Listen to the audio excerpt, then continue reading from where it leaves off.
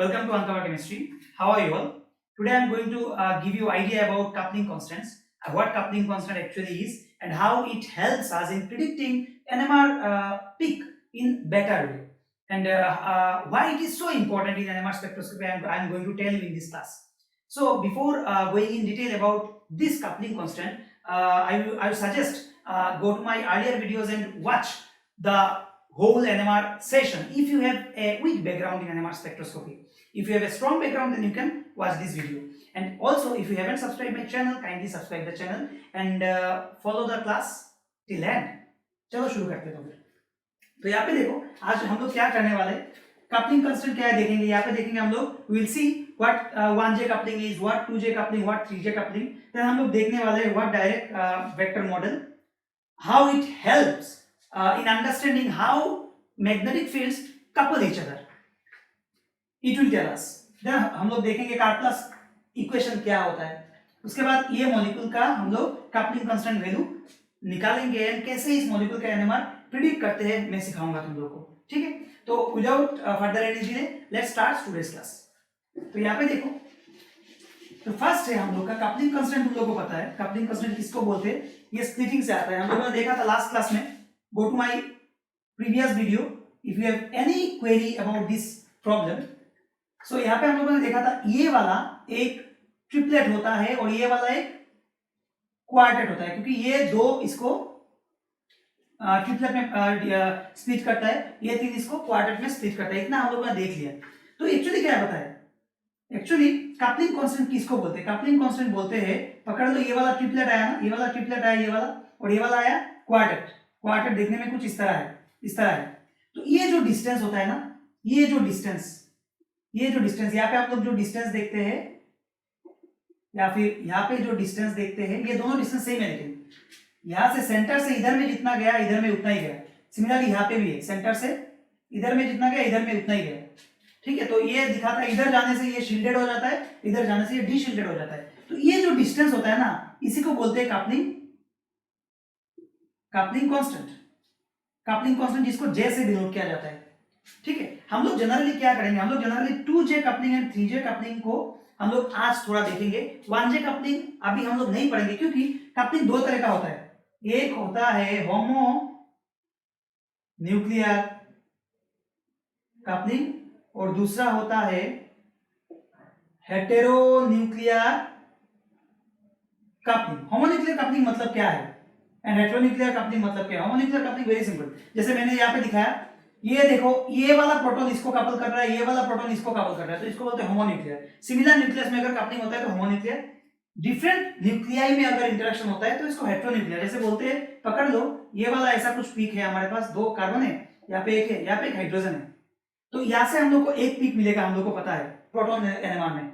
लेकिन याद रखना, हम लोग उसका अगर स्प्लिटिंग देखेंगे, हालांकि इसका पकड़ लो आसपास कोई प्रोटॉन नहीं है, तो इसको तुम लोग बोलोगे ये सिंगलेट ही आएगा ना, नहीं। ये जो कार्बन है ना, कार्बन 12 एनएमआर एक्टिव न्यूक्लियाई नहीं है, लेकिन कार्बन 13 एनएमआर एक्टिव न्यूक्लियाई है, जिसका आई हाफ है। तो ये भी इसको स्प्लिट कर सकता है, कैसे? डबलेट में शायद, वो हम लोग देखेंगे बाद में क्या स्प्लिट करेगा, कार्बन 13 जब पढ़ेंगे तब। लेकिन जब इस प्रोटॉन को ये कार्बन अपना न्यूक्लियस से कपल करेगा, तब उसको बोलते हैं हेटेरोन्यूक्लियर कपलिंग। लेकिन हम लोग यहाँ पे हेटेरोन्यूक्लियर कपलिंग नहीं पढ़ रहे, हम लोग इसको होमोन्यूक्लियर कपलिंग पढ़ेंगे, इसलिए हम लोग 2J एंड 3J कपलिंग को ज्यादा ध्यान देंगे देन 1J। अभी हम लोग देखेंगे, ये तो समझ में आ गया कि ये J क्या है, कपलिंग कांस्टेंट क्या है। एक्चुअली कपलिंग कांस्टेंट हो गया जब स्प्लिट होता है एक पीक जब स्प्लिट होता है, पकड़ लो एक डबलेट हुआ, ये डबलेट हुआ, ये डबलेट के बीच जो स्पेस होता है, जो डिस्टेंस होता है, उसको बोलते हैं कपलिंग कांस्टेंट J। इसका यूनिट किसमें होता है? हार्ज में होता है, हार्ज में होता है। तो अभी देखो ये जो J है, ये J क्या इंफॉर्मेशन हम लोग को देता है? ये J एक बहुत ही इंपॉर्टेंट होता है। ये J हम लोग को बोल के देगा कोई भी पीक में, ऐसा एक पीक आया, पकड़ लो ऐसा एक पीक आया, एक एनएमआर पीक ऐसा आया, कोई भी एक केमिकल शीट में, तो ये एक डबलेट है या फिर दो सिंगलेट है, ये कैसे पता चलेगा? ये एक डबलेट है या फिर एक सिंगलेट है, ये कपलिंग कांस्टेंट से ही पता चलेगा। क्यों? क्योंकि अगर पकड़ लो ये एक सिंगलेट है, अगर हम लोग पकड़ लो ये वाला एक्सपेरिमेंट 200 मेगाहर्ट्ज का एक मशीन में किया हम लोगों ने, तो अगर ये दो सिंगलेट है, पकड़ लो दो सिंगलेट है, तो अगर हम लोग इसको 400 मेगाहर्ट्ज करेंगे ना तो क्या होगा, ये जो डिस्टेंस है ये बढ़ जाएगा, मतलब ये डिस्टेंस बढ़ जाएगा। ये डिस्टेंस बढ़ जाना मतलब याद रखना, डिस्टेंस बढ़ जाना मतलब केमिकल शिफ्ट वैल्यू चेंज नहीं होना है, केमिकल शिफ्ट वैल्यू चेंज नहीं होता है डिस्टेंस बढ़ना, क्योंकि हम लोग को पता है पीपीएम क्या है, पीपीएम हार्ज बाय मेगाहर्ज होता है। तो जब हम लोग मेगाहर्ज चेंज कर रहे हैं उसका शिफ्ट इन हार्ज भी चेंज हो रहा है, मतलब हार्ज भी चेंज हो रहा है, मेगाहर्ज भी चेंज हो रहा है, अल्टीमेटली पीपीएम कांस्टेंट रहता है, पीपीएम सेम ही रहता है। हम लोग बोल सकते हैं ये स्केल थोड़ा स्ट्रेच हो गया, इसीलिए ये बढ़ जाता है। मतलब अगर दो सिंगलेट होगा, हम लोग दो डिफरेंट मैग्नेटिक फील्ड स्ट्रेंथ वाला अगर मशीन यूज करेंगे, अगर दो सिंगलेट है ये डिस्टेंस से पता चल जाएगा ये सिंगलेट है। अगर ये पकड़ लो एक डबलेट होता, अगर मशीन का हम लोग फ्रीक्वेंसी चेंज करते तो क्या होता, फ्रीक्वेंसी अगर चेंज करते तो ये सेम ही रहता, सेम रहता, सेम केमिकल शिफ्ट वैल्यू रहता और जे वैल्यू भी सेम ही रहता है, एग्जैक्टली इक्वल रहता, जे दोनों का J1 एंड J2 दोनों का सेम ही होता, याद रखना। मतलब यहां से हम लोग क्या सीखा, हम लोगों ने सीखा कि coupling constant values are independent of क्या, मैग्नेटिक फील्ड।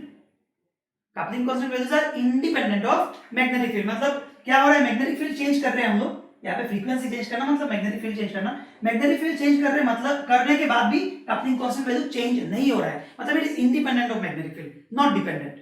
पैरेस ये अगर सिंगलेट होता पता चल जाता, देखना बहुत सारा पिक मिलेगा ऐसे, तो तुम लोग डिसाइड नहीं कर पाओगे ये क्या है, ये एक डबलेट है या फिर दो सिंगलेट है। तो ये डिसाइड करने के लिए हम लोग को ये जे बहुत ही इंपॉर्टेंट है, ये जे हम लोग को बोल के देता है ये सिंगलेट है या फिर डबलेट है, ठीक है। तो ये गया पहले कपलिंग कांस्टेंट का एप्लीकेशन, कैसे कपलिंग कांस्टेंट हम लोग को हेल्प करता है स्ट्रक्चर प्रिडिक्ट करने में, और भी देखेंगे जब हम लोग एग्जांपल सॉल्व करेंगे तब देखेंगे और डिटेल्स कैसे वो एक्चुअली हेल्प करता है। तो यहाँ पे 1J कपलिंग अगर हम लोग देखेंगे, देखो 1J कपलिंग हमेशा 2J कपलिंग से स्ट्रॉन्ग होता है, उसके बाद 3J कपलिंग, क्योंकि डिस्टेंस बढ़ रहा है। मैं एग्जांपल देता हूँ 1J कपलिंग का, पकड़ लो ये वाला एग्जांपल, जब ये यहां से एक पिक मिलेगा प्रोटॉन का, ये कार्बन 13 के साथ क्या करेगा, स्प्लिटिंग करेगा, कपल करेगा, तब उसका स्प्लिटिंग से स्प्लिट हो सकता है, कपल करने के बाद स्प्लिट हो सकता है, इसको बोलते हैं 1J कपलिंग। 2J कपलिंग क्या है, पकड़ लो ये वाला है 2J कपलिंग, ये वाला है 2J कपलिंग, पकड़ लो ये कार्बन है, ये कार्बन में दोनों हाइड्रोजन तुम लोग बोलोगे सेम है, सेम नहीं है, पकड़ लो इधर एक कार्बन है, यहाँ पे एक X ग्रुप है, यहाँ पे एक Y है, तो it is cis2y, it is cis2x, तो दोनों अलग अलग है, तो दोनों कपल करेंगे, कपल करने के बाद देखो यहाँ पे 2 बॉन्ड कपलिंग हो रहा है, ये 1J एंड 2J क्या है, यहाँ पे 1 बॉन्ड कपलिंग है, एक ही बॉन्ड है between these two nuclei, only one intervening bond is present, that's why it is 1J। here between these two nuclei जहां पे कपल हो रहा है, यहाँ पे 2 intervening bonds है, इसलिए 2J कपलिंग। और 3J कपलिंग कहां पे होता है, जो मोस्ट कॉमन है, जो हम लोगों ने लास्ट क्लास में देखा था, कुछ इस तरह, यहाँ पे ये दोनों प्रोटॉन के बीच कपल होगा, ये है 3 बॉन्ड कपलिंग, देखो 3 बॉन्ड कपलिंग, तो ये हो गया 3J कपलिंग।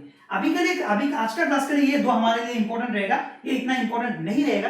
तो अभी हम लोग को पता है कैसे एडजेसेंट कार्बन का प्रोटॉन को स्प्लिट करता है, मेरा लास्ट क्लास में तुम लोग जाके देख सकते हो, क्योंकि मैंने वहां पे बोला था कैसे एक का मैग्नेटिक फील्ड दूसरे का मैग्नेटिक फील्ड के ऊपर ये एक लोकल मैग्नेटिक फील्ड क्रिएट करता है और कैसे स्प्लिटिंग होता है। लेकिन इसको थियोरेटिकली कैसे समझे हम लोग, कैसे इसका प्रोटॉन का मैग्नेटिक फील्ड में इंड्यूस हो रहा है, ये इंफॉर्मेशन कैसे जाता है, ये हम लोग देखेंगे डायराक वेक्टर मॉडल से। एक थियोरेटिकल मॉडल है जो हम लोग को थोड़ा आइडिया देता है कैसे एक का मैग्नेटिक फील्ड दूसरे का मैग्नेटिक फील्ड तक पहुंचता है, ये इंफॉर्मेशन कैसे जाता है। देखा गया ये इंफॉर्मेशन थ्रू इलेक्ट्रॉन से जाता है, कैसे देखो मैं दिखाता हूं।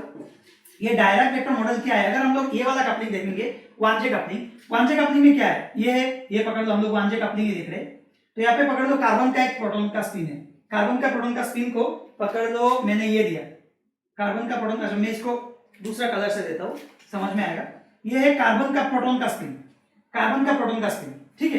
तो यहाँ पे 2 इलेक्ट्रॉन है, उसके बाद प्रोटॉन का मतलब हाइड्रोजन का प्रोटॉन है, तो ये गया कार्बन का न्यूक्लियस का स्पिन, उसके बाद कार्बन का इलेक्ट्रॉन, यहाँ पे इलेक्ट्रॉन आएगा, 2 इलेक्ट्रॉन स्पिन कैसे हो सकता है, 2 इलेक्ट्रॉन स्पिन कैसे होगा, कुछ ऐसे है, 2 बॉन्ड कुछ इस तरह है ना, 2 इलेक्ट्रॉन का स्पिन कैसे होगा बोलो, एक स्पिन होगा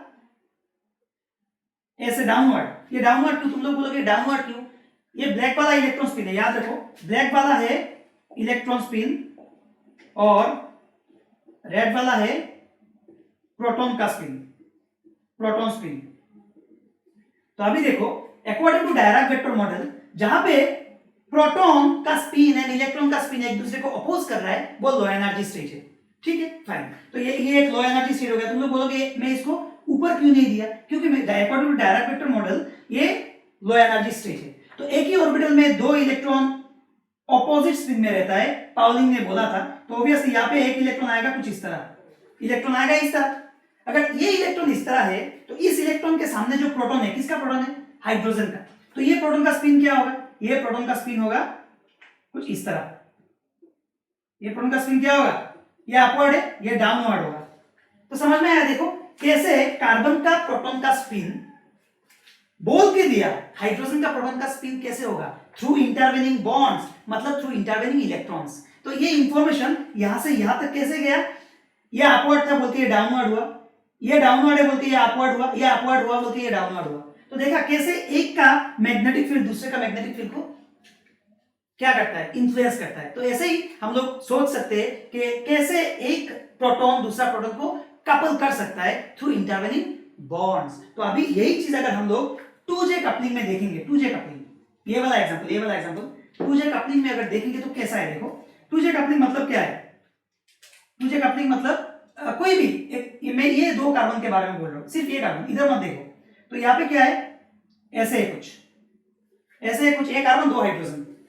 ठीक है, इसको बोलते हैं geminal coupling, geminal coupling, geminal coupling. याद रखना जेमिनल कपलिंग, जेमिनल क्यों, क्योंकि यहाँ पे जो दो न्यूक्लियस में कपल हो रहा है वो दो न्यूक्लियस एक ही एटम के ऊपर है बोल के इसको जेमिनल बोलते हैं। एक लैटिन वर्ड है जेमिनी, जेमिनी मतलब ट्विन, ट्विन मतलब सही एक ही एटम के ऊपर दो एटम है, दो मतलब जिसमें कपल हो रहा है वो दोनों एक ही एटम के साथ अटैच्ड है, इसलिए बोलते हैं इसको जेमिनल कपलिंग। इसको बोलते हैं vicinal, vicinal coupling, very simple. तो यहाँ पे देखो ये कपल कैसे हो रहेगा, इसका वेक्टर मॉडल देखेंगे हम लोग कैसा होगा। देखो ये रहा कार्बन, कार्बन के साथ इसको हम लोग ऐसे डाल सकते हैं, पकड़ लो, यहाँ पे क्या है, यहाँ पे हाइड्रोजन है, यहाँ पे ओके, इसको मैं थोड़ा मॉडिफाई करता हूँ, पकड़ लो कुछ इस तरह, हाइड्रोजन, हाइड्रोजन। तो हाइड्रोजन का प्रोटॉन का स्पिन क्या है, हाइड्रोजन का प्रोटॉन का स्पिन पकड़ लो मैंने अपवर्ड दिया, पकड़ लो मैंने अपवर्ड दिया। तो उसका सामने जो इलेक्ट्रॉन रहेगा हाइड्रोजन के सामने वो क्या होगा, डाउनवर्ड। एक ही ऑर्बिटल में दो electron must oppose each other. तो यहाँ पे एक और इलेक्ट्रॉन आएगा, ये बॉन्ड का इलेक्ट्रॉन के बारे में बोल रहा हूं, अगर ये डाउनवर्ड होगा ये अपवर्ड होगा। तो ये आ गया कार्बन का एक ऑर्बिटल में अपवर्ड। तो यहाँ पे इस कार्बन का एक और, जब ये हाइड्रोजन के साथ ये बॉन्ड करेगा तो यहाँ पे एक और इलेक्ट्रॉन होगा, वो भी सेम डायरेक्शन में होगा। क्यों, क्योंकि क्या है, हुंस रूल, कार्बन का सेम ऑर्बिटल में, सेम ऑर्बिटल में इलेक्ट्रॉन पहले कैसे होगा, सेम स्पिन में होगा, हुंस रूल ऑफ मैक्सिमम मल्टीप्लिसिटी। तो ये अपवर्ड होने से ये भी अपवर्ड होगा। अगर एक ही ऑर्बिटल में ये अपवर्ड है, दूसरा स्पिन होगा डाउनवर्ड, तो ये डाउनवर्ड होने से इसका न्यूक्लियस का स्पिन क्या होगा, ऑब्वियसली अपवर्ड ही होगा। तो देखो इसका अपवर्ड स्पिन कैसे बोल के दिया, इसका स्पिन क्या होगा, थ्रू इंटरवेनिंग बॉन्ड्स, इसी को बोलते हैं कपलिंग, इसी को बोलते हैं कपलिंग। तो यहाँ पे देखो, यहाँ पे दोनों हाइड्रोजन का स्पिन पैरेलल है। अर्लियर केस में जहां पे 1J कपलिंग था, 1J कपलिंग जहां पे था वहां पे हम लोगों ने देखा कार्बन का और हाइड्रोजन का स्पिन एंटी पैरेलल है। यहाँ पे हम लोग देख रहे हैं कार्बन का नहीं, दो हाइड्रोजन का, क्योंकि 1J में कपलिंग होता है कार्बन और हाइड्रोजन के बीच ही। यहाँ पे क्या हो रहा है, हाइड्रोजन और हाइड्रोजन के बीच कपलिंग हो रहा है। तो कपलिंग क्या हो रहा है, यहाँ पे दोनों का पैरेलल है, यहाँ पे एंटी पैरेलल है। तो याद रखना जनरली एंटी पैरेलल हमेशा स्टेबल स्टेट होता है एंड पैरेलल थोड़ा सा अनस्टेबल होता है, थोड़ा सा हाई एनर्जी होता है।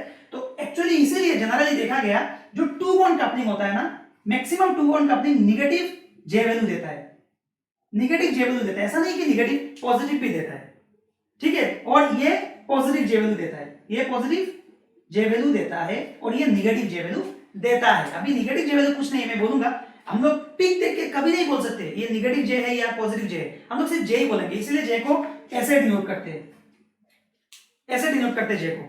कभी हम लोग जे को नहीं बोल सकते कि ये पॉजिटिव जे है या फिर निगेटिव जो है नहीं बोल सकते, इसके लिए हम लोग इसके एब्सोल्यूट वैल्यू निकालते हैं, एब्सोल्यूट वैल्यू जिसको हम लोग मॉड जे बोलते हैं, ठीक है, क्योंकि पीक देख के हम लोग डिसाइड नहीं कर पाएंगे। ओके, तो इतना समझ में आ गया कि 2J coupling and 1J coupling क्या होता है। अभी हम लोग देखेंगे 3J कपलिंग क्या होता है, ठीक है, इतना समझ में आ गया 2J कपलिंग क्या होता है एंड 1J कपलिंग क्या होता है। अभी हम लोग थोड़ा डिटेल समझेंगे 3J कपलिंग एक्चुअली क्या है और 2J कपलिंग एक चीज है, लेकिन याद रखना 2J कपलिंग जो मैंने बोला ये जनरली नेगेटिव होता है, पॉजिटिव भी होता है।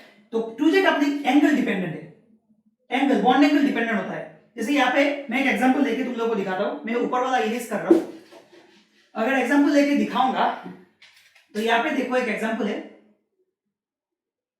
हाइड्रोजन, हाइड्रोजन यहाँ पे एक ऐसा बड़ा वाला ग्रुप लगा दिया मैंने। तो अभी देखो ये दोनों हाइड्रोजन सेम नहीं है, क्योंकि दिस इज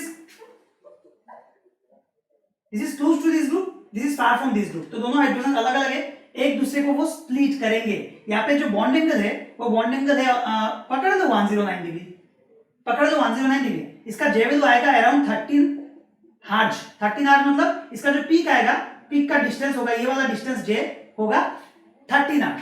सिमिलरली अगर ऐसा कुछ होता है, ये भी जेमिनली है हाइड्रोजन, जेमिनल, यहाँ पे भी पकड़ लो अलग अलग ग्रुप लगा हुआ है एक्स वाई।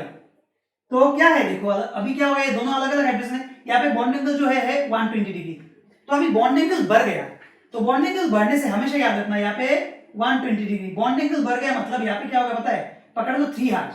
मतलब क्या समझे हम लोग, 2-1 कपलिंग में जितना बॉन्ड एंगल बढ़ रहा है कपलिंग कम हो रहा है। ऑब्वियसली बॉन्ड एंगल जितना बढ़ेगा कपलिंग कम ही होता है, याद रखना ये बॉन्ड एंगल के साथ रिलेटेड है। जितना छोटा बॉन्ड एंगल होगा उतना ज्यादा कपलिंग कांस्टेंट वैल्यू होगा, और जितना बड़ा बॉन्ड एंगल होगा उतना कम कपलिंग कांस्टेंट वैल्यू होगा। तो ये गया हमारा 2J कपलिंग के बारे में। ठीक, अभी हम लोग देखेंगे 3J कपलिंग क्या है। ओके, मैं इसको इरेज करता हूं और 3J कपलिंग क्या है वो समझाने जा रहा हूं। हम लोग डिटेल समझेंगे, पूरा क्लास को देखते रहो, पूरा समझ में आ जाएगा, don't worry. Okay, now we will see 3J coupling क्या होता है। जो हम लोगों ने लास्ट क्लास में देखा था वो 3J कपलिंग ही था, जो इथाइल ब्रोमाइड क्या था, इथानॉल, इथानॉल का था शायद। हाँ, तो अभी before going to 3J coupling हम लोग 2J कपलिंग के बारे में मैं तुम लोगों को एक चीज दिखाना चाहता हूँ। पकड़ लो ये एक मॉलिक्यूल है, हाँ, तो अभी तुम लोग बोलो तो यहाँ पे 2J कपलिंग होगा क्या, क्योंकि ये कार्बन है, यहाँ से हम लोग को 2 पिक मिलेगा, यहाँ पे एक पिक मिलेगा। बोलो, क्योंकि दोनों हाइड्रोजन तुम लोग बोलोगे डिफरेंट एनवायरनमेंट में है, क्यों, क्योंकि एक बिहार के सामने एक बिहार से दूर है। नो, यहाँ पे बॉन्ड रोटेशन पॉसिबल है, याद रखना ये जेमिनल हाइड्रोजन है, लेकिन दोनों जेमिनल हाइड्रोजन क्या है, सेम एनवायरनमेंट में, सेम केमिकली एनवायरनमेंट में है, इसीलिए यहाँ पे कोई स्प्लिटिंग हम लोग ऑब्जर्व नहीं करेंगे। हालांकि ये सब जेमिनल कपलिंग में ऑब्जर्व क्यों करते हैं हम लोग, क्योंकि यहाँ पे रेस्ट्रिक्शन इन रोटेशन होता है। जैसे मैंने लास्ट एग्जांपल में दिखाया था ऐसे कुछ, यहाँ पे जो रोटेशन होता है वो रेस्ट्रिक्टेड है, क्योंकि ये रोटेशन होने से ये बॉन्ड ब्रेक हो जाएगा, यहाँ पे ये रोटेशन होने से ये बॉन्ड ब्रेक हो जाएगा। तो यहाँ पे रोटेशन है बोल के ये सब sp3 कार्बन है ना, तो sp3 में रोटेशन पॉसिबल होता है बोल के, ये भी sp3 है लेकिन ये साइक्लिक है बोल के रोटेशन पॉसिबल नहीं है। और ये तो पता है तुम लोगों को क्यों रोटेशन पॉसिबल नहीं है। तो याद रखना जेमिनल कपलिंग हर जगह पे नहीं होता है। जेमिनल कपलिंग हम लोग को सोचना पड़ेगा कि वो same chemical and magnetic equivalent proton है या नहीं। मैग्नेटिक इक्विवेलेंट प्रोटॉन क्या है मैं मेरा डिफरेंट क्लास में बताऊंगा। अभी केमिकल इक्विवेलेंट प्रोटॉन कौन सा है तुम लोगों को पता है, मैंने बोला था प्लेन ऑफ सिमेट्री एंड कुछ बोला था, तुम लोग को शायद याद होगा।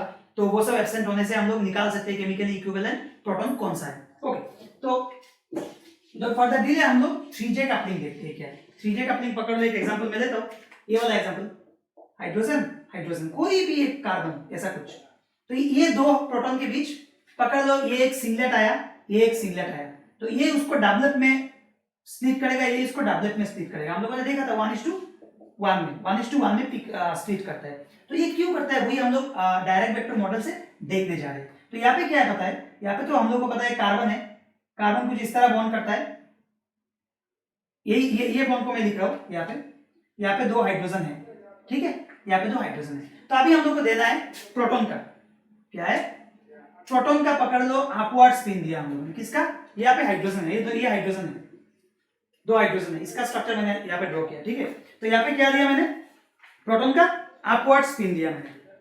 अगर प्रोटॉन का अपवर्ड देता हूं तो नेक्स्ट जो स्पिन होगा इलेक्ट्रॉन का इसके सामने वो डाउनवर्ड होगा, क्योंकि मैंने पहले बोला according to Dirac proton and electron का स्पिन अपोज होना चाहिए।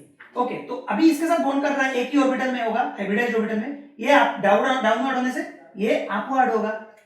तो ये अपवर्ड होने से ये क्या होगा हम लोग को पता नहीं, फिर भी मैं इसको दे रहा हूं अपवर्ड, मैं इसको दे रहा हूं अपवर्ड। ये अपवर्ड होने से यहाँ पे जो इलेक्ट्रॉन होगा वो क्या होगा, डाउनवर्ड होगा। यहाँ पे क्या होगा, डाउनवर्ड होगा।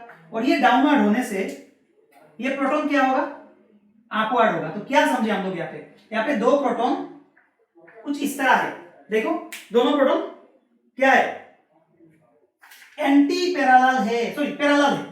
ओके, ये एक नोटेशन गया। दूसरा पकड़ लो ये वाला, मैं फिर से ड्रॉ करता हूं, हाइड्रोजन हाइड्रोजन।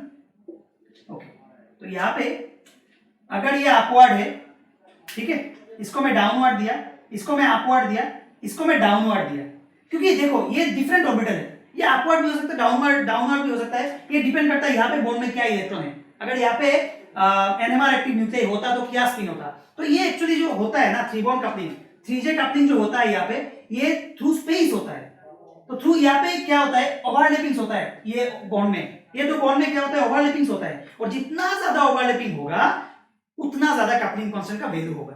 तो ये ओवरलैपिंग होने से देखो, ये अगर अपवर्ड हुआ, मैंने इसको डाउनवर्ड दिया, पहले इसको अपवर्ड दिया, ये डाउनवर्ड होने से ये अपवर्ड, और ये अपवर्ड होने से प्रोटॉन का क्या होगा, डाउनवर्ड होगा। यहाँ पे आ गया प्रोटॉन का spin anti parallel, which is low energy state, which is high energy state. तो कौन सा लेंगे हम लोग, according to Dirac vector model ये वाला लेंगे। क्यों, क्योंकि ये लो एनर्जी स्टेट है, क्योंकि दो जो प्रोटॉन है वो क्या कर रहे हैं, एक दूसरे को अपोज कर रहे हैं। इसीलिए हमेशा याद रखना, मैं एक बात बोलता हूं, हमेशा ऑड इंटरवेनिंग बॉन्ड होने से, ऑड इंटरवेनिंग बॉन्ड्स अगर होता है बीच में, तो जे वैल्यू पॉजिटिव आता है। अगर इवन इंटरवेनिंग बॉन्ड्स रहता है तो निगेटिव जे वैल्यू आता है। जैसे 1J एंड 3J हमेशा पॉजिटिव जे वैल्यू आता है, 2J निगेटिव आता है। ऐसा नहीं कि निगेटिव आता है, पॉजिटिव भी बहुत सारा आता है, लेकिन निगेटिव आता है। लेकिन 1J एंड 3J निगेटिव नहीं आता है।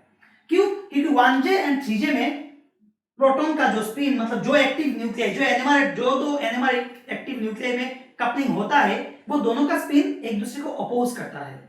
Whereas हम लोगों ने देखा 2J में दो एनएमआर एक्टिव न्यूक्लियस का जो स्पिन होता है वो क्या करता है, अपोज नहीं करता है, पैरेलल होता है। इसीलिए याद रखना ये बात। तो ये बहुत ही एक इंपॉर्टेंट सा नोट है तुम लोगों के लिए। समझ में आ गया। तो अभी यहाँ पे हम लोग ये वाला स्ट्रक्चर लेंगे जहां पे प्रोटॉन एक दूसरे को अपोज कर रहा है। तो ये हो गया हमारा क्या, 3J कपलिंग का डायरेक्ट वेक्टर मॉडल। तो अभी देखो, मैंने जैसे बोला ये एंगल डिपेंडेंट है, डायहेड्रल एंगल। डायहेड्रल एंगल किसको बोलते हैं, ये डायहेड्रल एंगल अल्फा के ऊपर डिपेंड करता है कि 3J कपलिंग कितना ज्यादा होगा कितना कम होगा। तो अल्फा किसको कहते हैं, पकड़ लो, इसको मैं अगर न्यूमैन प्रोजेक्शन में ड्रॉ करता हूं तो यहाँ पे एक हाइड्रोजन आएगा और यहाँ पे एक हाइड्रोजन आ सकता है, क्योंकि पीछे वाला कार्बन में, ये वाला कार्बन में ये हाइड्रोजन है, ये वाला कार्बन में ये हाइड्रोजन है। तो इन दोनों के बीच जो एंगल होगा उसको बोलते हैं डायहेड्रल एंगल। ये अगर ऐसे रहेगा कुछ इस तरह, इक्लिप्स की कुछ, सॉरी यहाँ पे हाइड्रोजन नहीं है, इक्लिप्स टाइप, यहाँ पे डायहेड्रल एंगल क्या होगा, 0 डिग्री। अगर ये कुछ इस तरह रहेगा, हाइड्रोजन यहाँ पे क्या होगा, ये होगा 180 डिग्री, ये हो गया 180 डिग्री। तो डायहेड्रल एंगल तुम लोग को पता चला किसको बोलते हैं। ओके, तो अभी देखो, जब डायहेड्रल एंगल 0 डिग्री होता है, डायहेड्रल एंगल 0 डिग्री मतलब क्या है, ये कार्बन है, ये कार्बन है, ये दो कार्बन के बारे में बोल रहे हैं हम लोग, कार्बन कार्बन, यहाँ पे हाइड्रोजन। तो यहाँ पे डायहेड्रल एंगल जो है वो है 0 डिग्री, जो अल्फा जो है वो है 0 डिग्री। मतलब यहाँ पे मैक्सिमम ओवरलैप होगा, मैक्सिमम ओवरलैप, मतलब इसका जे वैल्यू भी ज्यादा होगा। ऐसा भी हो सकता है कभी कभी। डायहेड्रल एंगल जो है यहाँ पे अल्फा 90 डिग्री, यहाँ पे जो ओवरलैप है, ओवरलैप वो मिनिमम ओवरलैप, मिनिमम ओवरलैप। एक और केस हो सकता है कुछ इस तरह, कार्बन, यहाँ पे एक और कार्बन, हाइड्रोजन। तो ये है यहाँ पे अल्फा जो है वो 180 डिग्री है, मतलब हाइड्रोजन यहाँ पे एक, यहाँ पे एक, 180 डिग्री है डायहेड्रल एंगल। तो यहाँ पे भी क्या होगा, मैक्सिमम ओवरलैप होगा। क्या होगा? मैक्सिमम ओवरलैप होगा। तुम लोग बोलोगे क्यों? तो याद रखना, जब डायहेड्रल एंगल 90 डिग्री होता है मिनिमम ओवरलैप होता है, जब 0 डिग्री होता है एंड 180 डिग्री होता है मैक्सिमम ओवरलैप होता है। 0 डिग्री में पता चल रहा है यहाँ पे ओवरलैपिंग होता है। 180 में क्या होता है, जो इस कार्बन का बैक साइड का लोब है वो इसके साथ ओवरलैपिंग करता है और इस साइड का जो बैक साइड का लोब है इसके साथ ओवरलैपिंग करता है। इसीलिए 180 में भी डायहेड्रल एंगल जब 180 होता है तब भी ओवरलैपिंग मैक्सिमम ही होता है। तब मतलब क्या समझे हम लोग, 3 बॉन्ड कपलिंग के जब होता है, जब एंगल 0 डिग्री एंड 180 डिग्री होगा तब जे वैल्यू ज्यादा होगा, जब 90 डिग्री होगा तब जे वैल्यू क्या होगा? कम होगा। तो ये गया हमारा 3 बॉन्ड कपलिंग। तो इसी चीज को जो डायहेड्रल एंगल के साथ कपलिंग कांस्टेंट वैल्यू चेंज होता है, वही चीज को फर्स्ट किसने नोटिस किया? फर्स्ट एक थे जिनका नाम है कार्प्लास। मैंने पहले ही डिस्कस किया था, आज हम लोग डिस्कस करने वाले बोल के कार्प्लास इक्वेशन। उन्होंने एक इक्वेशन रखा जिसका नाम है कार्प्लास इक्वेशन। कार्प्लास इक्वेशन उन्होंने क्या किया? 3J कपलिंग, 3JHH, दो हाइड्रोजन के बीच कपलिंग होता है इसलिए 3JHH कपलिंग, इसको एक रिलेशन में डाला, A plus B cos alpha plus C cos 2 alpha, जहां पे A, B and C constants है। A का वैल्यू है A का वैल्यू है 7, B का वैल्यू है -1 और C का वैल्यू है 5। ठीक है, तो ये एक्चुअली डिपेंड, अल्फा हम लोग को पता चल जाएगा कौन सा दो हाइड्रोजन में हम लोग स्प्लिटिंग कर रहे हैं, तो यहां से हम लोग को पता चल जाएगा अल्फा का वैल्यू। अगर इसको सॉल्व करेंगे तो यहां से हम लोग का 3JH का वैल्यू निकल जाएगा।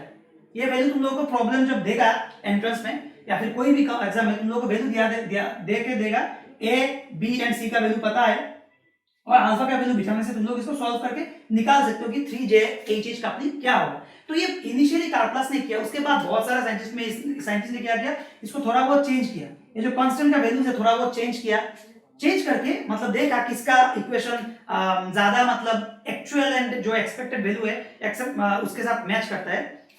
तो देखो यहाँ पे देखा गया कार्प्लास जो वैल्यू है, इसको अगर ग्राफ में प्लॉट करेंगे कुछ इस तरह आया।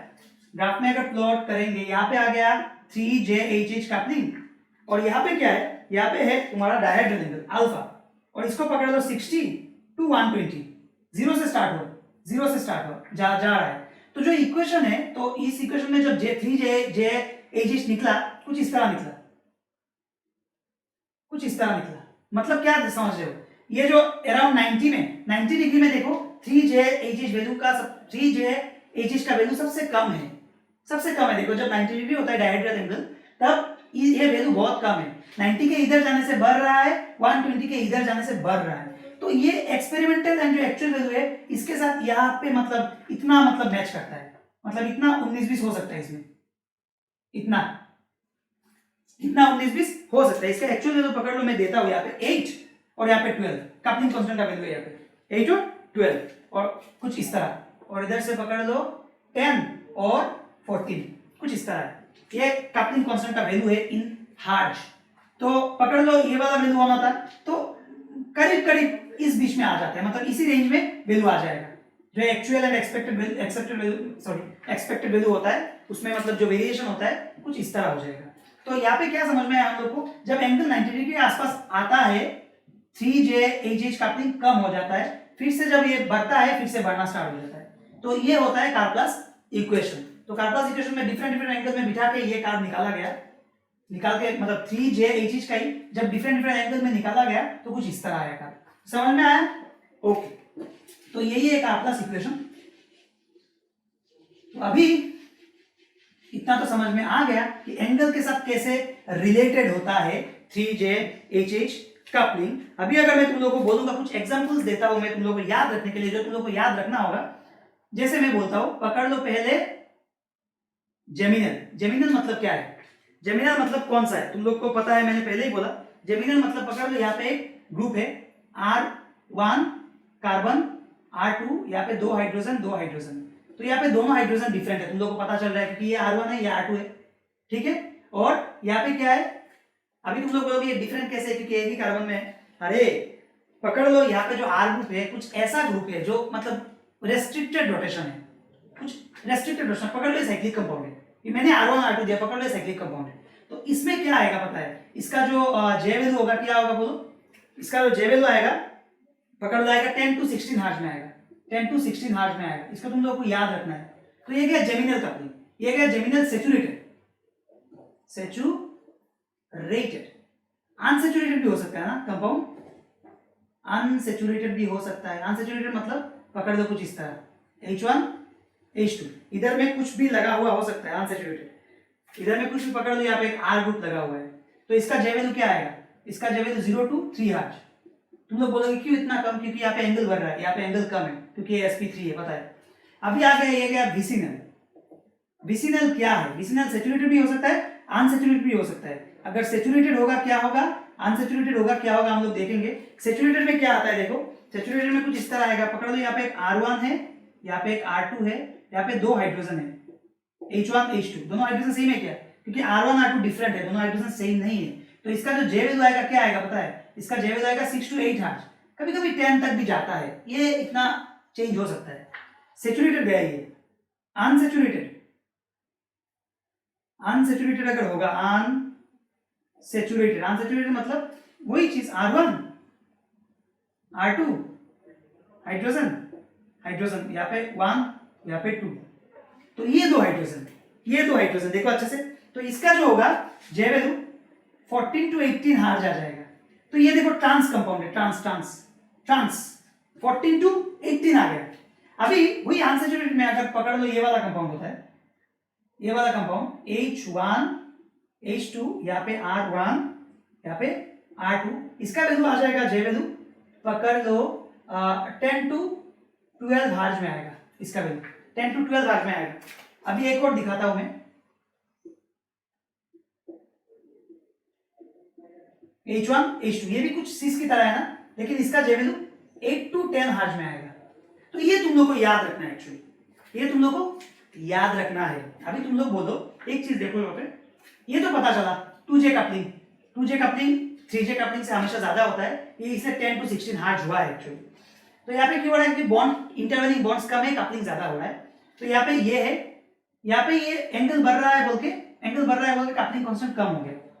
सैचुरेटेड एंड अनसैचुरेटेड इन दोनों को कंपेयर करोगे, इसका इतना ज्यादा इसका इतना कम क्यों है, अरे ऑब्वियसली ना, ट्रांस और ये sp3 सैचुरेटेड, यहाँ पे कंटिन्यूअसली बॉन्ड रोटेट करता है, कंटिन्यूअसली बॉन्ड रोटेट करता है फर्स्ट। सेकंड, ये बॉन्ड काफी लॉन्ग भी होता है क्योंकि सिंगल बॉन्ड है, तो लॉन्ग है रोटेट करता है तो कपलिंग अच्छे से नहीं होता है, इसीलिए क्या होता है ये थोड़ा कम होता है। यहाँ पे फर्स्ट ऑफ ऑल बॉन्ड छोटा होता है, सेकंड यहाँ पे बॉन्ड रोटेशन रेस्ट्रिक्टेड है, नॉट पॉसिबल, इसीलिए मैंने पहले ही बोला था यहाँ पे, इसीलिए इससे ज्यादा होता है। अभी तुम लोग बोलोगे ये सिस से कैसे ज्यादा हो गया, सिस में ये 10 to 12 आ गया और ट्रांस में ये 14 to 18, इतना ज्यादा क्यों? ऑब्वियसली मैंने पहले ही बोला सिस मतलब कुछ इस तरह, सिस में मतलब ये अच्छे से सोचो, ये 0 डिग्री नहीं है, देखिए मैंने पहले जो दिखाया 0 डिग्री, ये 0 डिग्री नहीं है, ये 0 डिग्री है क्या, 0 डिग्री नहीं है। ट्रांस में ज्यादा ओवरलैपिंग्स होता है, कैसे, इसका जो बैक साइड का लोब है, ट्रांस में दोनों इन लाइन आ जाता है, ट्रांस में क्या होता है दो हाइड्रोजन इन लाइन आ जाता है, इसका लोब के साथ अच्छे से इंटरेक्शन कर पाता है। वैसे यहाँ पे लोब में इंटरेक्शन, दोनों लोब दो अलग डायरेक्शन में ऐसे जा रहा है, उनमें इंटरेक्शन होने का कोई चांस ही नहीं है। वायरस ट्रांस में क्या होता है दोनों अपोजिट डायरेक्शन में है ना, इसीलिए इन लाइन में आ जाता है बोल के यहाँ पे इंटरेक्शन थोड़ा ज्यादा होता है इससे, इसीलिए इसका कुछ इस तरह है। अभी तुम लोग बोलोगे तो यहाँ पे इससे ये कम क्यों है, अरे यहाँ पे इससे क्यों कम है, क्योंकि यहाँ पे डबल बॉन्ड है ना, यहाँ पे बॉन्ड ऑर्डर अगर 2 है, यहाँ पे बॉन्ड ऑर्डर 1.5 है, क्यों, क्योंकि ये रेजोनेंस करता है, मतलब क्या है इसमें सिंगल बॉन्डेड कैरेक्टर भी है। कभी कभी ये स्ट्रक्चर कुछ इस तरह हम लोग लिखेंगे, जो दो हाइड्रोजन के बारे में बोल रहे हैं हम लोग, यहाँ पे देखो बीच में सिंगल बॉन्ड आ गया, मतलब क्या है ये एग्जैक्टली डबल बॉन्ड नहीं है इसकी तरह, इसीलिए ये सिंगल बॉन्ड है बोल के ये बॉन्ड लेंथ ज्यादा हो गया, सिंगल बॉन्ड है मतलब ज्यादा लंबा बॉन्ड है, लंबा बॉन्ड है मतलब ओवरलैपिंग और कम हो गया, इसीलिए कपलिंग कांस्टेंट का जो वैल्यू है ये और कम हो गया। समझ में आया पूरा? आई होप तुम लोग को ये चार्ट समझ में आएगा, ये अभी के लिए याद रखो। बाकी तुम लोग कोई भी बुक फॉलो कर सकते हो, मैं अगर सजेस्ट करूंगा तो बोलूंगा क्लेडेन, पाबिया, उसके बाद तुम लोग फॉलो कर सकते हो, विलियम केम फॉलो कर सकते हो, उसमें बहुत सारा वैल्यूज तुम लोग को दिया हुआ है, तो वो सब तुम लोग देख सकते हो। अभी के लिए इतना ही, आज का जो सॉल्व करेंगे प्रॉब्लम इससे सॉल्व हो जाएगा, इसलिए मैं इतना दे रहा हूँ, और बहुत सारा कपलिंग कांस्टेंट का वैल्यूज है उसको तुम लोग को याद रखना होगा थोड़ा थोड़ा, ठीक है। मैं मेरा डिफरेंट फ्यूचर क्लासेस में मैं और लेके आने का कोशिश करूंगा, लेकिन आज के लिए कपलिंग कांस्टेंट का वैल्यू इतना है। अभी हम लोग देखेंगे वही वैल्यूज को यूज करके एक प्रॉब्लम हम लोग सॉल्व करेंगे, कैसे हम लोग प्रॉब्लम सॉल्व कर सकते हैं, क्या इंफॉर्मेशन उस प्रॉब्लम से हम लोग को मिलता है, वही हम लोग देखेंगे, ठीक है। ओके, होप तुम लोग को ये अच्छा लगा होगा। ओके,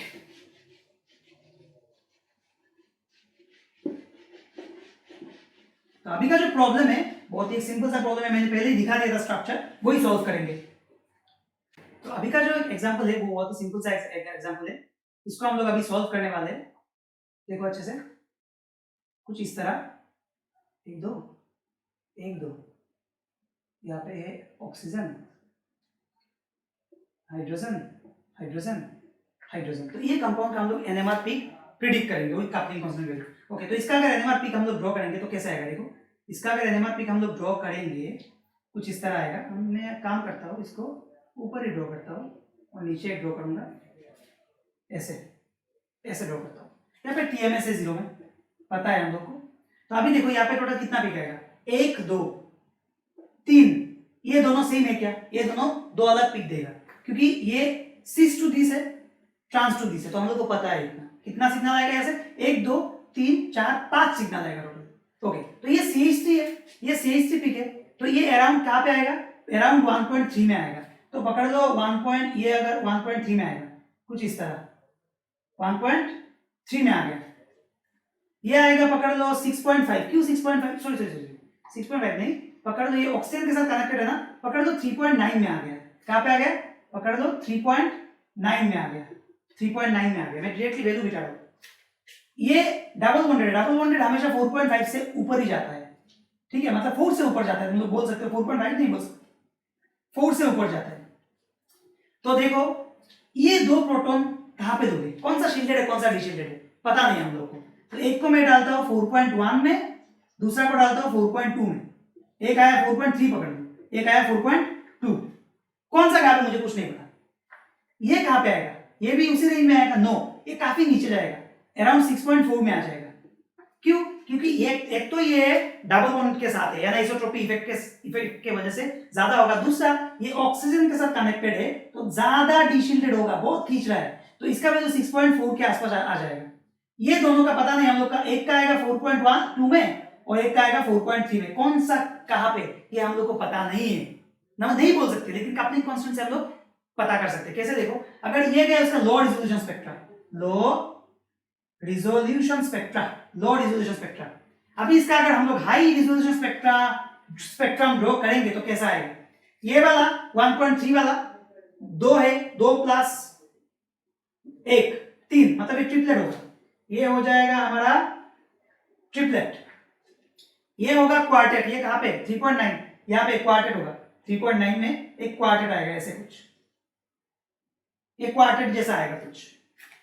ये वाला हाइड्रोजन 6.4 में दिया मैंने, ये क्या होगा देखो अच्छे से, देखो यहाँ पे दोनों ही हाइड्रोजन अलग अलग है, दोनों ही हाइड्रोजन, तो ये पहले इसके साथ कपल करेगा उसके बाद इसके साथ कपल करेगा, किसके साथ पहले करेगा हम लोग को पता नहीं, लेकिन ये पहले अगर इससे करेगा एक डबलेट देगा, उसके बाद वही डबलेट फिर से उसके साथ कपल करेगा, फिर से डबलेट आएगा, मतलब ये दोनों मिला के ये ट्रिपलेट नहीं होगा, लेकिन पहले डबलेट फिर से डबलेट, मतलब डबलेट ऑफ डबलेट होगा। मतलब आप इसको अगर हम लोग स्प्लिट करेंगे कैसे देखेंगे, देखो इसको अगर स्प्लिट करेंगे कुछ इस तरह आएगा, मैं थोड़ा दूर करके लिख रहा हूं, इसको अगर स्प्लिट करेंगे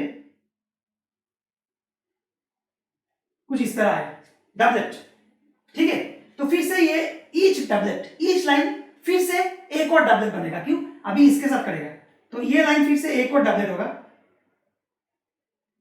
कुछ इस तरह, समझ में आया, पहले ये डबलेट हुआ उसके बाद each line again splits into doublet, very simple.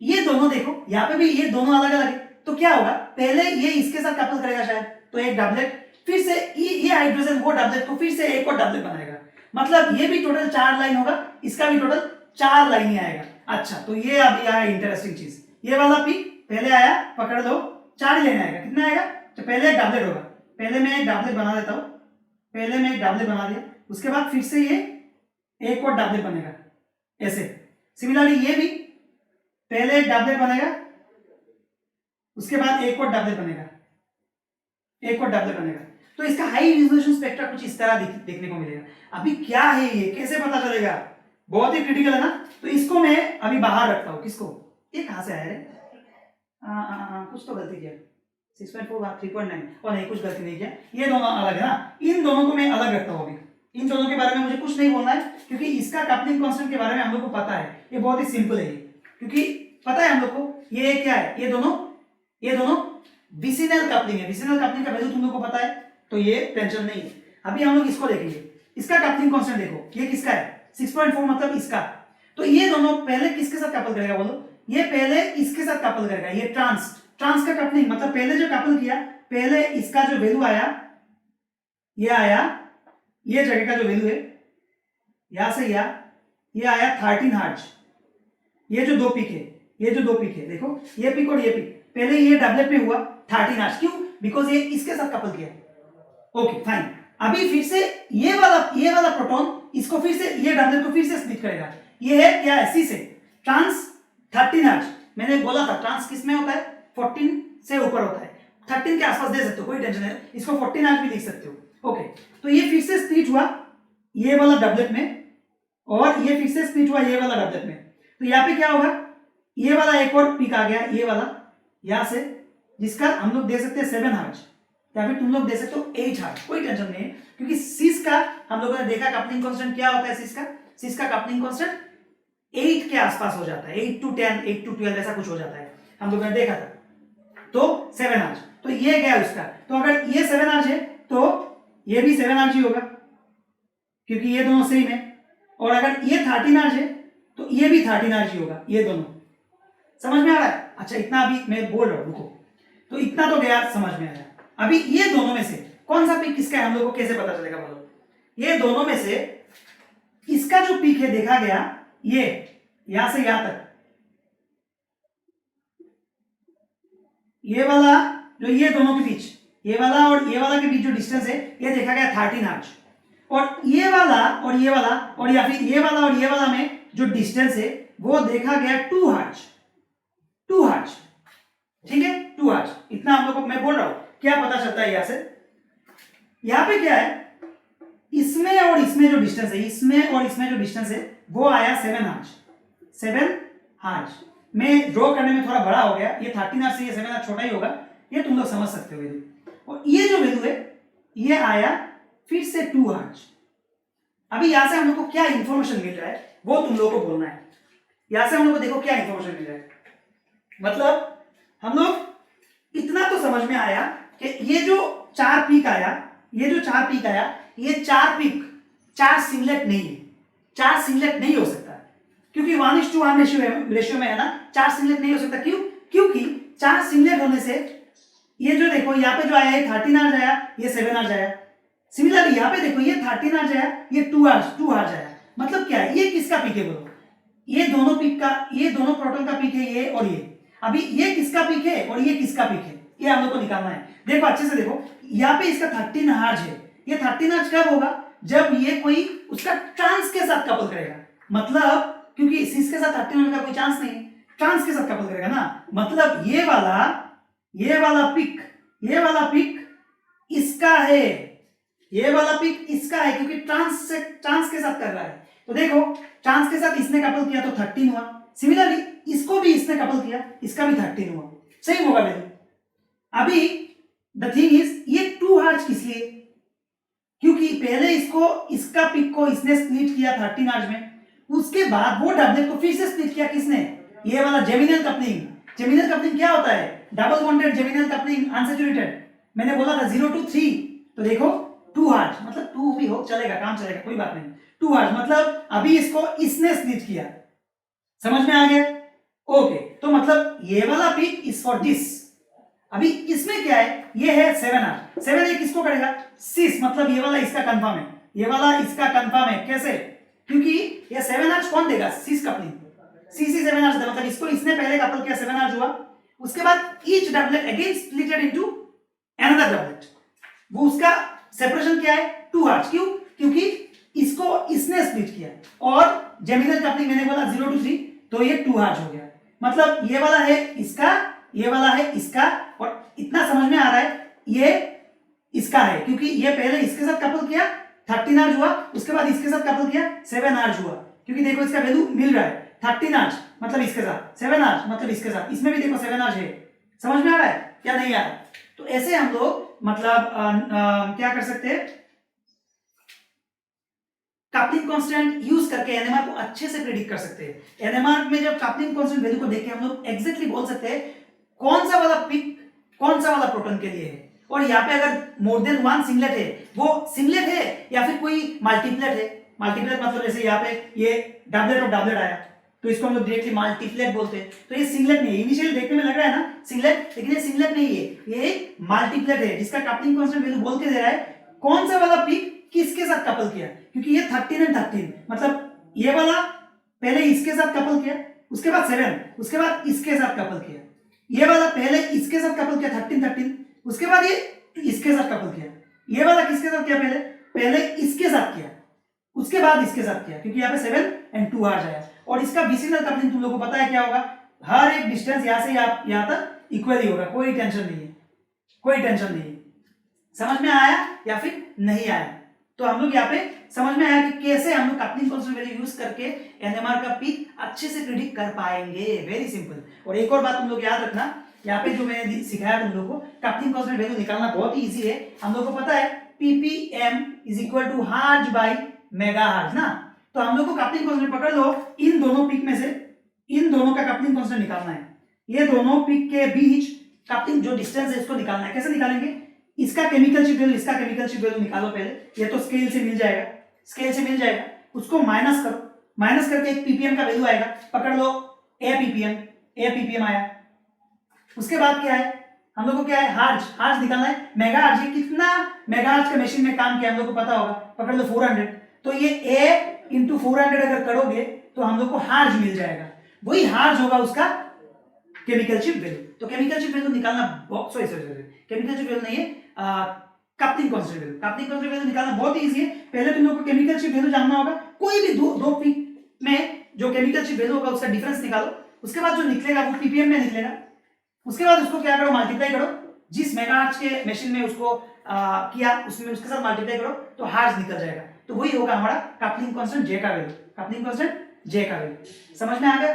तो हम लोग मेरा जो नेक्स्ट क्लास होगा उसमें मैं और डिफरेंट एग्जांपल्स दूंगा, लेकिन कैसे मैं दिखाऊंगा कैसे coupling constant value chemical shift value assign करना है किसी मॉलिक्यूल का, कैसे कपलिंग कांस्टेंट वैल्यू हम लोग को बोल के देता है और ज्यादा इंफॉर्मेशन देता है कि कौन सा पिक कौन सा प्रोटॉन का है, जो हम लोग नॉर्मल केमिकल शिफ्ट से नहीं निकाल सकते वो कपलिंग कांस्टेंट हम लोग को बोल के देगा। और कपलिंग कांस्टेंट एक और चीज बोल के देता है, वो डिफरेंशिएट करके देता है एक पिक डबलेट है या फिर दो सिंगलेट है, ठीक है, ये हम लोग को बोल के देता है। तो ये सब चीजें तुम लोग को याद रखना होगा। अभी आज का क्लास का एक लास्ट टॉपिक में लेने जा रहा हूँ, ये बहुत ही इंपॉर्टेंट टॉपिक है, इसको मैं इरेज कर रहा हूँ, ये तो समझ में आ गया होगा। तो अभी तुम लोग को एक लास्ट टॉपिक में आज स्टार्ट करूंगा, बहुत ही सिंपल सा टॉपिक है। कपलिंग कांस्टेंट और एक चीज के ऊपर डिपेंड करता है, इलेक्ट्रोनेगेटिविटी। इलेक्ट्रोनेगेटिविटी के ऊपर डिपेंड करता है। कैसे डिपेंड करता है देखो, जैसे मैंने यहाँ पे तुम लोगों को बोला, यहाँ पे मैंने यहाँ पे 13 लिया, 7 हर्ट्ज लिया, 2 हर्ट्ज लिया, लेकिन 2 के जगह पे मैंने लास्ट जो सीरीज दिखाया था 3 था, 7 के जगह पे शायद 10 था, 13 मतलब 14 था। मैंने दिखाया ना अभी coupling constant 13 hertz, 7 hertz, 2 hertz, मैंने बोला थोड़ा कम कम लिया, जो रेंज दिया वो क्यों दिया, क्योंकि याद रखना यहाँ पे जो डबल बॉन्डेड सिस्टम था वो ऑक्सीजन के साथ था, वो ऑक्सीजन के साथ था। तो इलेक्ट्रोनेगेटिव ग्रुप का इफेक्ट क्या पड़ता है एक डबल बॉन्डेड सिस्टम के ऊपर। पकड़ लो यहाँ पे एक सिस हाइड्रोजन है, यहाँ पे फिनाइल ग्रुप है, यहाँ पे आर ग्रुप है इलेक्ट्रॉन डोनेटिंग, यहाँ पे ये ट्रांस है, पकड़ लो यहाँ पे फिनाइल ग्रुप है, यहाँ पे आर ग्रुप है।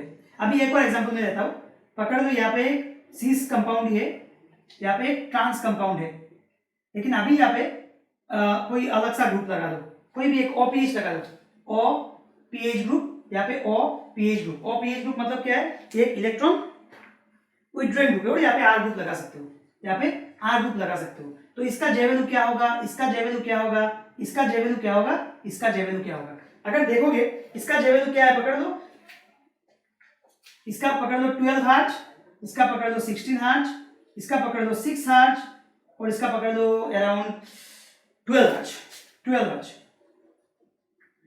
तो बाय कन्वेंशन हम लोग को पता है ट्रांस का कपलिंग कांस्टेंट ज्यादा होता है देन सिस, यहाँ पे भी सेम, सिस से ज्यादा ट्रांस का है, लेकिन इतना ये भी एक एल्किन है, ये भी एक एल्किन है, ये चारों एक एल्किन है, इतना डिफरेंस क्यों, ये 12 है, ये 6 है, ये 16 है, ये 12 है, इतना डिफरेंस क्यों, ये because of electron withdrawing group. जैसे मैंने यहाँ पे बोला था, यहाँ पे मैंने दिखाया था ना कपलिंग कांस्टेंट क्या क्या था, 13 था, 7 था एंड 2 था, जो हालांकि उसका नॉर्मल वैल्यू से थोड़ा कम लिया था मैंने, क्यों दिया था? Because of this oxygen group. Oxygen group लगा हुआ है, ऑक्सीजन ग्रुप इलेक्ट्रॉन खींचता है, तो इलेक्ट्रॉन खींचने से क्या होता है, हम लोगों ने देखा था डायरेक्ट वेक्टर मॉडल से, कपलिंग क्यों होता है? Because of intervening electrons.